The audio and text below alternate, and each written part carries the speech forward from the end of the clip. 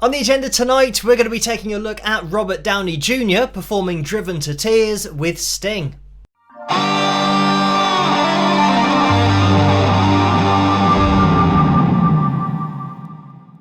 Hello, Phil here from Wings of Pegasus and welcome to another analysis video. If you enjoyed this video, please give it a thumbs up and subscribe.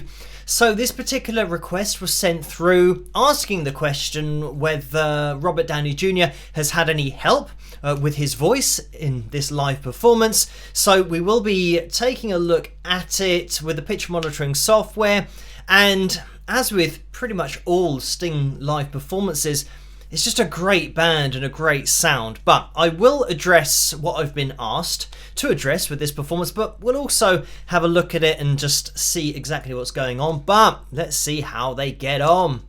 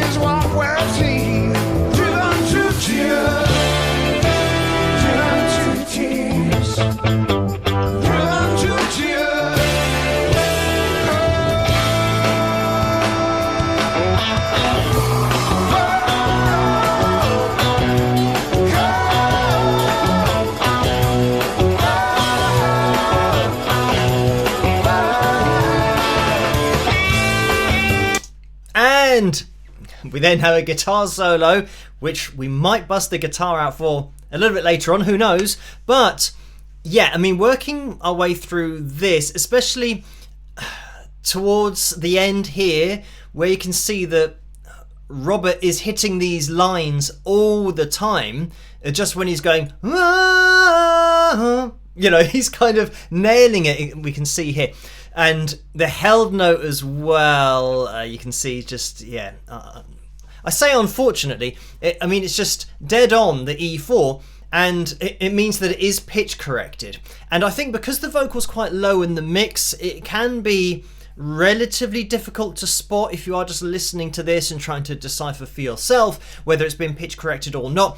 The other thing is that I believe the backing vocals are natural. So especially during the chorus, when Sting joins Robert Downey Jr. on the mic, everything together there, because you've got, what, 3 natural voices in there, you're not necessarily going to hear that that lead vocal has been pitch corrected. So, I mean, the thing is, when you kind of work your way through it, you can see how centralized we are with Robert's voice. And it would have been great to have just heard Robert's voice naturally, because there's no way that Sting is going to invite Robert up on stage and then Robert can't sing. He obviously can, but we're just in the age now where everything has to be perfect. And especially when you're talking about celebrities, and then celebrities who sing, and if they're singing, you know, in particular movies, and then they get the credibility for doing that, that it's got to be perfect. It's got to be pitch corrected or auto-tuned, you know, live. I think this is more a case of pitch correction than auto-tune, because auto-tune would just sound a lot more obvious than this. But yeah, it's this approach of everything has got to be better than it is. Putting the pitch correction to one side, I just want to mention something about Robert's voice, because I don't know whether he's intentionally doing this because he's singing a Sting song, whether he's trying to sing in the same way that Sting does, but there are so many similarities. What is my reaction? He's kind of got this, what is my reaction? That kind of push sound, but with a bit of air in there. What is my reaction? And it's a very Sting thing, especially with the reaction. There's no there's no vibrato in there, and Sting very much has that straight approach to his vocal style, and he's never done he's never done a wide vibrato, so really similar here. But we'll listen on. What should it be? Confronted by this latest atrocity, driven to tears, driven to tears, driven to tears.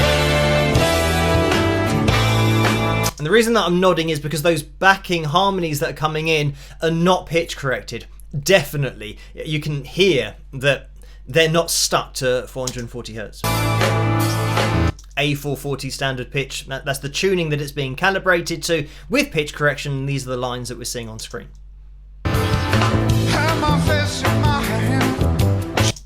Ooh. I'm just going to take out the accompaniment just to hear this again. Have my face in my hand. That hum, you can hear how it's just been snapped to the C4, and you can also hear the processing now on the voice when that happens, because it means that the note wasn't there, but it's been moved there. So obviously there's got to be some kind of processing going on to make that happen, because this note didn't exist, so it's creating it. So that's why we hear literally the computer processing of making this happen. Have my face in my hand, shame wells in my throat. My comfortable existence is reduced to a shallow, meaningless party. Seems that when some innocent die, all we can offer them is a...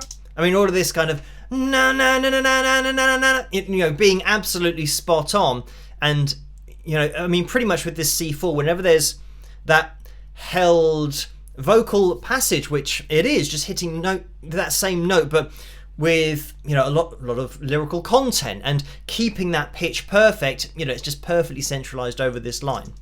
Pages of magazine. And of course, because of the vocal style, it is so important to hit pitches accurately. So we can't really judge Robert's voice on this, because the whole point of this vocal style without vibrato is that you've got to be really accurate pitch-wise, but here you don't have to worry about it because it's been pitch corrected. So even if you weren't accurate, it will be moved onto the line. So all of that na na na na na na na na na, all those notes will be moved even if they were missed. So yeah, I mean, it's a shame we don't get to hear it as it was, but the people hearing it live who are at this show, they would have heard the real vocal without it being corrected to where it is. But like I said, I don't think that Robert Downey Jr. would be allowed to sing with Sting if he wasn't good. And to a certain extent, it is about the appearance and the credibility and wanting recognition, maybe, that, oh, look at this person, not only can they do this, not only can they do that, but also they can do this, they're a great singer. It's kind of building up all these things where you think, well, yeah, but it's pitch corrected, so that might not actually be the case. But it's just the way things are nowadays, that everyone's got to be seen as being perfect at everything, even if it's not actually true. I think you've just got to accept nowadays that pitch correction is an industry standard, even on performances like this. So what you hear is going to be perfect, but the person might not be that accurate. But what you're hearing is just the pitch correction being applied, because it is applied all the time as standard. Too many cameras and not enough food. This is what we're seeing. Even there on food, you heard that C4, just a little bit of that processing. Driven to tears. Driven to tears. Whoa. Whoa.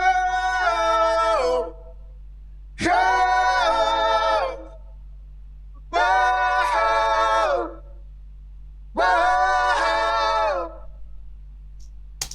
Right, and then we get to the point where we have this guitar solo that kicks in. So as this particular request came through with the question, has this been pitch corrected or not?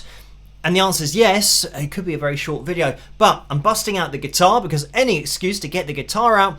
We're just going to have a listen to a few guitar elements. This is not going to be an instructional video by any stretch of the imagination, but let's have a listen.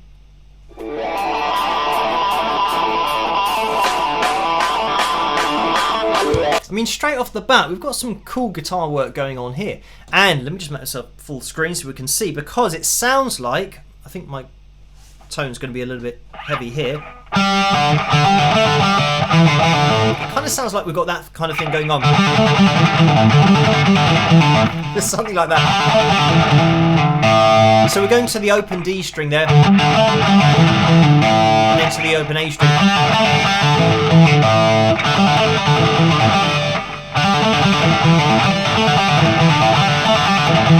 Something like that. But anyway, I'd have to practice that muscle memory in order to kind of get up to speed. But yeah, already, I mean, technically there's a lot going on here playing that.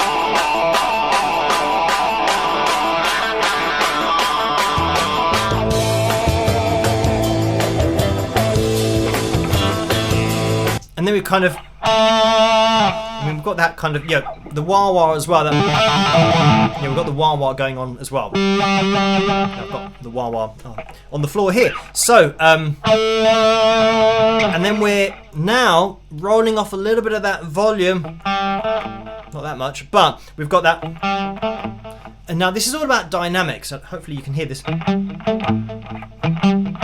Now kind of palm muting. The other thing is that playing this riff, you can either jump over to that 5th fret of the A, but I think it's straight, so you might be going to the open string. The only problem is that it has got to be straight if you're going to an open string, because you can't really do a lot with that unless you go beyond the nut on the guitar and push on the string to get vibrato. You're not going to be doing that every time.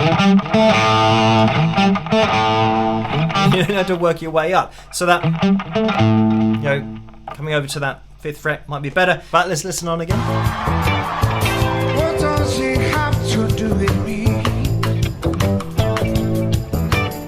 What is my I mean, all of this kind of, we've got, that kind of thing. Just playing what? 3 strings, high E, B, and G. What should it be? Confronted by this latest atrocity, driven to tears, driven to tears. And obviously we've got this rhythmic change that happens, and that's the great thing about Sting, is that you'll get this in compositions where it will just take you on a slightly different journey, or you'll kind of turn a corner musically, only for a bar or a couple of bars, but then you're back on the street that you were on previously, and then you kind of motor along for a little bit more. What I'm going to do is just take this forward to the solo, and I'm going to get at least that up in the corner so you guys have something to look at. But let's have a listen to this.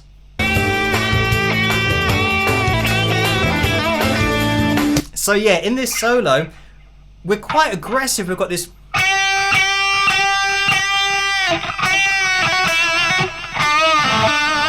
That kind of vibe. I'm just going to take it back again.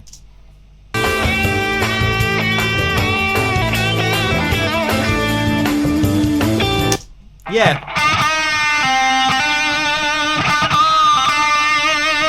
And then we kind of, I think, rolled off a bit of volume there. And did a little slide up. Let's see where we're going. That was slide. And then, yeah.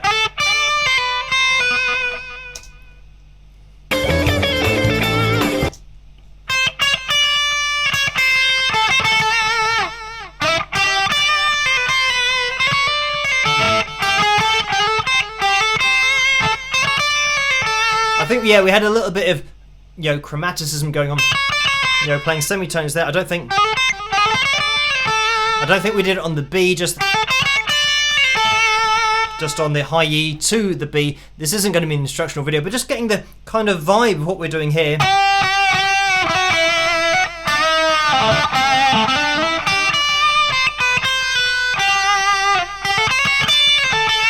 You know, that kind of thing. So pretty much, you know, blues scale here, apart from, you know, a little bit, you know, just kind of, you'll have to just throw those notes in there. But this is the great thing, that whenever you've got two notes that are just a tone apart, you know, in your shape anywhere,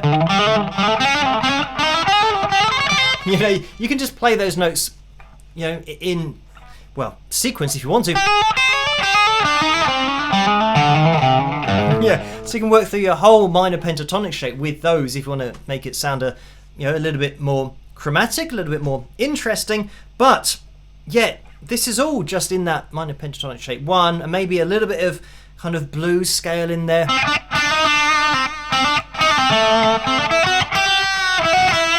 mean, what's great about that is that we're going a little bit major there, because technically if we were doing kind of natural minor, going, that's the sound, and it just wouldn't have the same sound to it at all. Yeah.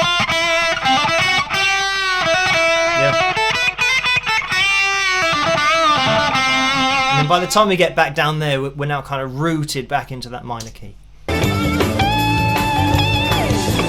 And the, yeah, little bend in there as well.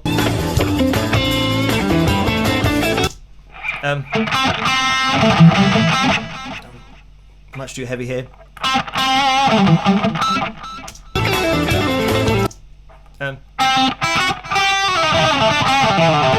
Whatever that rumbles. Oh yeah, we had a little. Yes, a little bit of blues scale in there at the bottom. But I think that whole.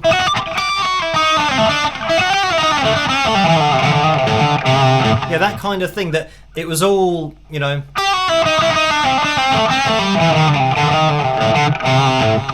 You know, it wasn't quite, you know, phrased like that, but, you know, there's kind of a lot of blues scale in that little run down, which, you know, is really cool. And I think this is done now. Yeah, so we're back into the riff.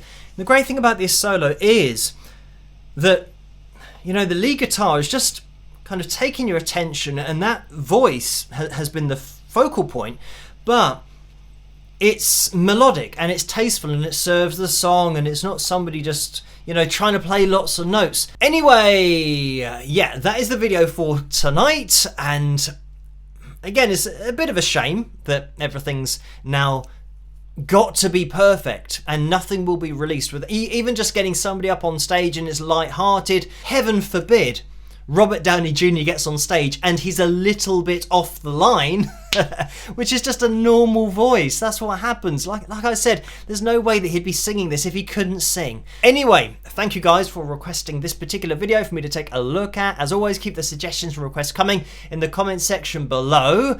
As always, let me know what you guys think, and if you did enjoy this video, please give it a thumbs up and subscribe, and I'll catch you guys at the next one. Rock!